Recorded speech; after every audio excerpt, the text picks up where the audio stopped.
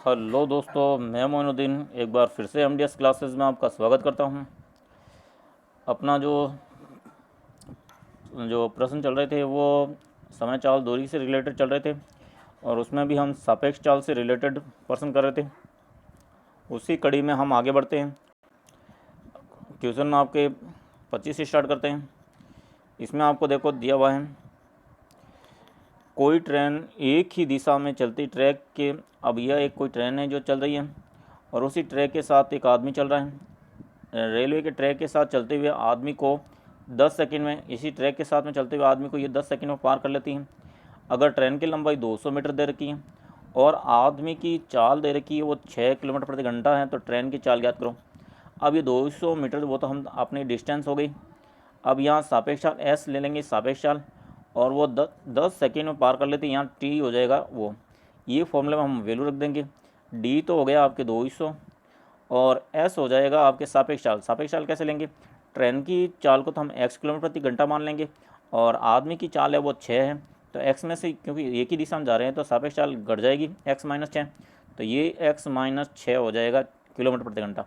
मगर ये 10 सेकंड दे रखा है तो इसको भी हम 5/18 से गुणा करेंगे और ये 5/18 से गुणा करते ये मीटर प्रति सेकंड हो जाएगा। ये तो चाल होगी सापेक्ष चाल पूरी, यहाँ से यहाँ तक चाल होगी। अब टी है वो 10 सेकंड पार कर लेते तो ये इक्वेशन बन जाएगा।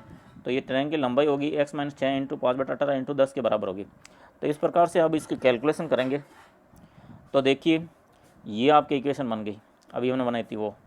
अब ये 0 से तो 0 कैंसिल हो जाएगा, 5 से ये काटेंगे तो 4 हो गया। तो इस प्रकार से 4 और ये 18 इधर भेजेंगे तो 18 से गुणा हो जाएगा, तो ये हो जाएगा x माइनस 6। 18 चौक 72 होगा और ये 6 इधर आएगा तो प्लस 6 हो जाएगा। तो इस प्रकार से x हो जाएगा आपके 78, यानी x हो गया आपके 78 किलोमीटर प्रति घंटा। तो अब हम नेक्स्ट सवाल देख रहे हैं। नेक्स्ट सवाल में आपके ट्रेन के पीछे से एक बंदूक की गोली चलाई जाती है और गोली की आवाज़ ड्राइवर को गार्ड से 1.5 मिनट बाद सुनाई देती है। यानी अगर गार्ड को जिस समय सुनते हैं उसके बाद ड्राइवर तक पहुंचने में उस आवाज़ को लगते हैं वो 1.5 मिनट लगते हैं। तो ट्रेन की लंबाई ज्ञात करो। यदि ट्रेन और हवा की गति क्रमश, यहाँ पे इस ध्वनि की गति दे सकते हैं, यहाँ मतलब जैसे इसकी आवाज़ है ना वो इसको 1.5 मिनट बाद सुनती है, तो ये यहाँ पे ध्वनि की गति होगी वो दे देंगे। और यहाँ पे 60 किलोमीटर प्रति घंटा है और यहाँ 1100 मीटर प्रति मिनट है। तो यहाँ पे भी थोड़ा करेक्शन कर लेते हैं, ये आपके 100,000 मान लेते हैं क्योंकि यहाँ पे 1000 माना हुआ है। तो ट्रेन की चाल को हम 1000 मान लेते हैं, ये करेक्शन कर लेते हैं। और यहाँ हवा की जो ये ध्वनि की चाल है वो आपके 1100 ये दे रखी है। तो क्योंकि ये ट्रेन और ये जो ध्वनि एक ही डायरेक्शन में चल रही है तो सापेक्ष चाल इनका अंतर हो जाएगा और सापेक्ष चाल इनमें से घटाएंगे तो सापेक्ष चाल हो जाएगी वो 100 मीटर प्रति मिनट हो जाएगी। अब ड्राइवर को मिनट में ही है और यहाँ पे भी जो चाल है वो सापेक्ष चाल आ रही है 100 मीटर प्रति मिनट आ रही है। तो ठीक है, इसको तो 100 को अब 1.5 से गुणा करेंगे तो ये दूरी आ जाएगी, ट्रेन की लंबाई आ जाएगी। तो ट्रेन की लंबाई जो होगी वो d equal to s, s तो आ गया सापेक्ष चाल होगी 100 मीटर प्रति मिनट और ड्राइवर को सुनती हैं 1.5 मिनट बाद, तो यहाँ 3/2 रखा। तो इस प्रकार से इस ये दूरी आएगी वो आपके ट्रेन की लंबाई आ जाएगी। 2 से काटेंगे तो ये 50 हो जाएगा, 50 को 3 से गुणा करेंगे तो ये 150 मीटर ट्रेन की लंबाई आ जाएगी। अब हम क्वेश्चन नंबर 27 करते हैं। क्वेश्चन नंबर 27 में ये कहा गया है कि एक ही दिशा में जा रहे दो आदमी, अब एक आदमी इधर जा रहा है, दूसरा आदमी भी इसके साथ में जा रहा है, जिनकी चाल क्रमशः 4 किलोमीटर प्रति घंटा और 5 किलोमीटर प्रति घंटा है, को एक ट्रेन क्रमशः 10 और 12 सेकंड में पार कर लेती है और ट्रेन भी इनके एक ही डायरेक्शन में जा रही हैं। तो एक ही डायरेक्शन में जा रहे हैं तो सापेक्ष चाल यानी एक ही दिशा में जा रहे हैं, ये आदमी भी और ये ट्रेन भी एक ही दिशा में जा रहे हैं। तो अब यहाँ ट्रेन की चाल हमारे पास में है नहीं, ट्रेन की लंबाई ज्ञात करनी है, ट्रेन की चाल है नहीं तो हम ट्रेन की चाल को x मान लेते हैं। यहाँ पे एक का हम ट्रेन की चाल को तो x मान लेंगे ये। अब ट्रेन की चाल x आ गई, हम पहले आदमी की बात करते हैं और पहले आदमी की चाल है वो 4 किलोमीटर प्रति घंटा। तो इन पहले आदमी और ट्रेन की सापेक्ष चाल हो जाएगी x माइनस 4। अब पहले आदमी को ये कितने में पार कर लेगा, वो पहले आदमी को 10 सेकंड में पार कर लेगा। तो इसको भी ये x माइनस 4 वो किलोमीटर प्रति घंटा है, तो इसको हम बनाएंगे 5/18 से गुणा करेंगे तो ये आ जाएगी मीटर प्रति सेकंड आ जाएगी। क्यों, क्योंकि ये 10 सेकंड पार करती हैं इसलिए इसको भी सेकंड में चेंज किया। अब इसको अगर मैं 10 से गुणा कर दूं तो ये जो आएगी, ये सापेक्ष चाल को अगर मैं 10 सेकंड से गुणा करूंगा तो ये ट्रेन की लंबाई आएगी। तो अब ये ट्रेन की लंबाई है। दूसरे तरीके से ये एक आ गई। अब एक और तरीका है जिससे ट्रेन की लंबाई निकालेंगे दूसरे आदमी से। तो दूसरे एक्स, ये तो एक्स तो है उसकी ट्रेन की लंबाई, दूसरे आदमी की जो चाल है वो 5 किलोमीटर प्रति घंटा है। तो इसमें से सापेक्ष चाल निकालेंगे तो एक्स में से 5 निकाल देंगे, और यहाँ पे इसको 12 सेकंड में पार करते हैं तो इसको भी सेकंड में चेंज करने के लिए 5/18 से गुणा करेंगे ताकि ये मीटर प्रति सेकंड में चेंज हो जाए। ये तो चाल होगी। अब इसको अगर 12 से गुणा करेंगे तो भी ये क्या आएगी, ये भी आपके ट्रेन की लंबाई आएगी। तो पहले निकाला वो भी ट्रेन की लंबाई है और ये भी ट्रेन की लंबाई है, तो दोनों लंबाई अलग नहीं हो सकती, दोनों बराबर होगी। तो इनको दोनों को बराबर कर लेंगे। अब देखिए पहली लंबाई तो x - 4 5/18 इंटू 10 सेकंड पार हुई थी, ये ट्रेन की लंबाई आई थी। दूसरी आपके x - 5 5/18 12 आई थी, ये ट्रेन की लंबाई। दोनों ट्रेन की लंबाई इक्वल होगी। अब हम इससे x की वैल्यू निकाल देंगे, क्योंकि हमें ट्रेन की लंबाई ज्ञात करनी है। तो अभी x की वैल्यू आने के बाद हम लंबाई आराम से निकाल सकेंगे। तो x ये सोल्व करेंगे, ये 5/18 से तो 5/18 कैंसिल हो जाएगा, ये 5/18 से तो ये 5/18 कैंसिल हो गया। अब हम इसमें 2 का भाग देते तो यहाँ 5, और यहाँ 2 का भाग देते तो यहाँ 6। 5 को x से गुणा करेंगे तो ये 5x, और 5 को 4 से गुणा करेंगे तो 4 × 5 = 20। 6 को x से गुणा करेंगे तो 6x, और 6 को 5 से गुणा करेंगे तो ये 30। अब हम इनको पक्षांतर कर लेंगे। 5 को तो इधर ले लेते हैं, तो 6 में से 5 जाएंगे तो x आएगा यहाँ तो, और ये 30 इधर आएगा प्लस का 30 में से 20 जाएंगे तो यहाँ 10 आ जाएगा।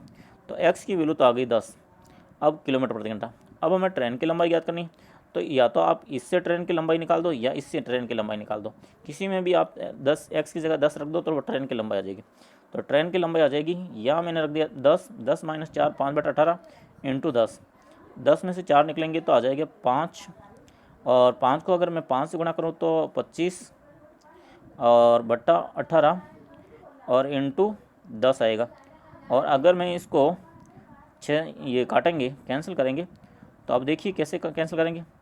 तो आपके ट्रेन की लंबाई आ जाएगी, इसको कैंसिल करा के ये तो हो जाएगा आपके 10 में से ये जाएगा 6 आएगा, सॉरी 6 से 36 18, ये 3 आ गया, और ये 50। इस प्रकार से 50/3 मीटर आ गए।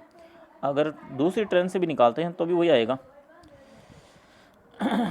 अगर आप इससे निकालना चाहते हो, ये तो इससे निकाला है, इससे निकालोगे तो ही वही बात होगी। अगर मैं 10 से निकालो तो ये 10 में से 5 निकलेंगे तो 5 आएगा, और 5 को 5 से गुणा करेंगे तो 25 आएगा, और 25/18 इंटू ये 12 आएगा। अब 6 से काटा तो 6 दूनी 12 ये, और ये 6 × 18 25 दूना 50, तो 50/30 आएगा। दोनों से निकाले तो सेम लंबाई आएगी। तो इस प्रकार से हम ट्रेन की लंबाई निकाल देंगे। अब देखिए अगला सवाल देख रहे हैं 28वां। इसमें आपकी विपरीत दिशा में चलते हुए, अब की बार ट्रेन और ये आदमी विपरीत दिशा में, अगर ट्रेन इधर जा रही है तो दोनों आदमी इधर आएंगे, ऐसे डायरेक्शन होगी।